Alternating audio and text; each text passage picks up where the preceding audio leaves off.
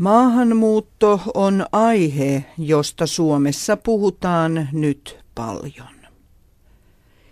Eduskuntavaalit ovat 2 viikon kuluttua ja keskustelu Suomen tulevaisuudesta on vilkasta.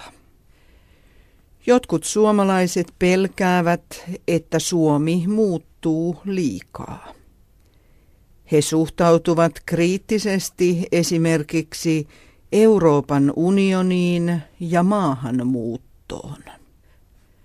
Toisten mielestä on hyvä, että Suomi on mukana päättämässä Euroopan unionin asioista ja että ihmisiä eri maista muuttaa Suomeen.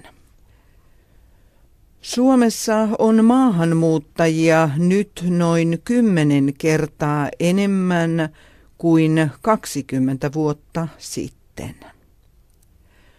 Suomi on muuttunut nopeasti, mutta silti Suomessa on maahanmuuttajia paljon vähemmän kuin esimerkiksi naapurimaassa Ruotsissa. Suomessa asuu jo yli 200 000 ihmistä, joiden äidinkieli on joku muu kuin suomi tai ruotsi.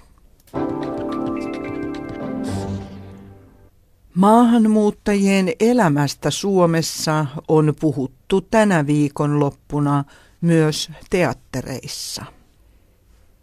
Perjantaina elokuvateattereihin tuli dokumenttielokuva, jonka nimi on Sinkkuelämän säännöt. Elokuva kertoo 4 maahanmuuttajamiehestä, jotka ovat ystäviä keskenään.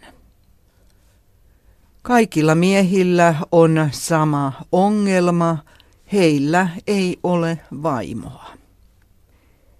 He etsivät vaimoa netistä, kuntosalilta ja suomalaisilta juhannusjuhlilta.